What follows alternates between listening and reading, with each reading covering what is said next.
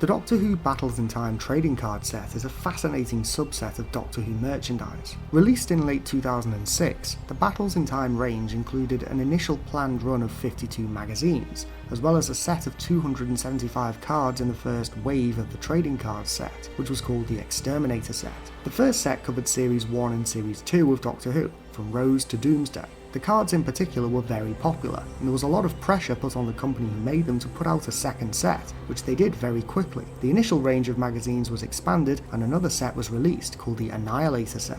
Now let's just pause a bit and focus on this particular set, the Annihilator set. This set was released in February 2007, just 5 months after the release of the Exterminator set, and added 100 new cards. However, it only had one new episode to work with, The Runaway Bride, 2006's Christmas special, as well as the announcement of upcoming companion Martha Jones. You can probably guess where this is going. With only one new episode, and considering the fact that the Exterminator set had covered the characters, monsters, and aspects of the first two series fairly comprehensively, the people making the Annihilator set had to come up with about 75 or more cards from basically nothing, and the results are, frankly, hilarious. Let me give you an example of what I'm talking about. The Exterminator set already had a fair few Auton cards, male Auton, bride Auton, child Auton, Auton attack, so the Annihilator set comes along and gives us deactivated Auton, i.e. a regular shop window dummy. It has an intelligence of 700 and a special abilities factor of 5200, but why?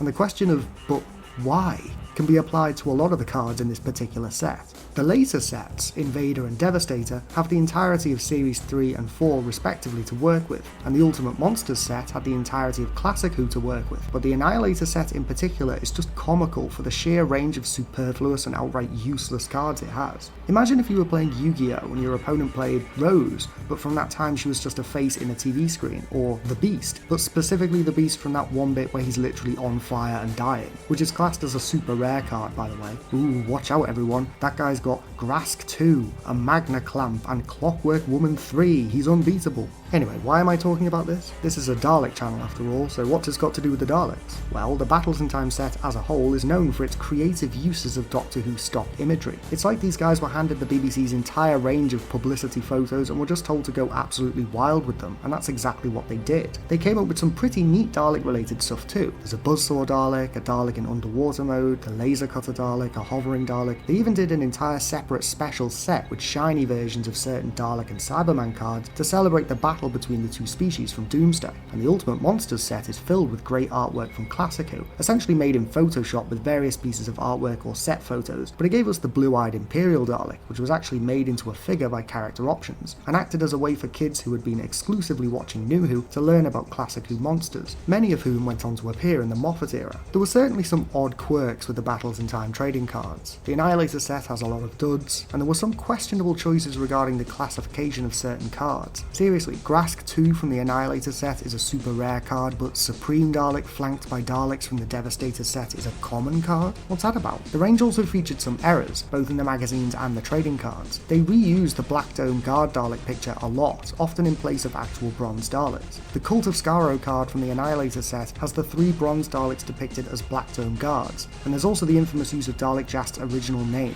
But to be fair, that latter one wasn't exactly the Battles in Time creators' fault, as the cards were produced before the last-minute Dalek Jast name change.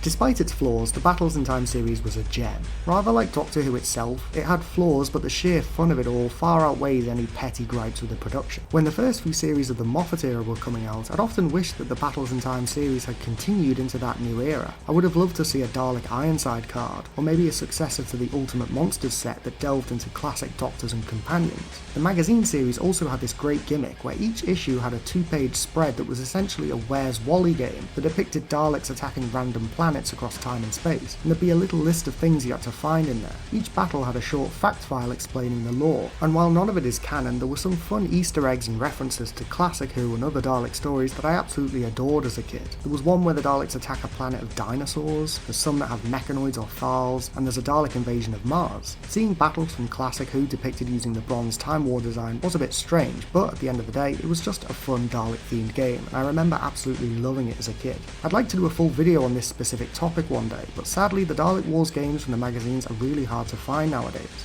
Overall, Battles in Time was a core part of my childhood, and I'd wager it played a significant role in fostering my love of the Daleks when I was young. The artwork was fantastic, the cards ranged from awesome to hilarious, and they were fairly versatile as well. You could play anything from simple top trumps to a range of complex Pokemon-esque card games, the instructions for which were found in the magazines. They might have been a bit pricey at £1.50 a pack, but it was worth it for that scratch and sniff Slitheen, or the lenticular Dalek Blaster. What do you think of the Battles in Time set? What's your favourite Dalek card from this range? Did you ever get the elusive Super Rose card? What kind of Dalek cards do you think we'd have got if the series continued into the Moffat and Chibnall eras? Will we ever see the Buzzsaw Dalek on TV? And do you think that somewhere out there in the multiverse there's a void ship with Black Dome versions of Daleks Khan, Faye and Jast inside? Let me know in the comments below.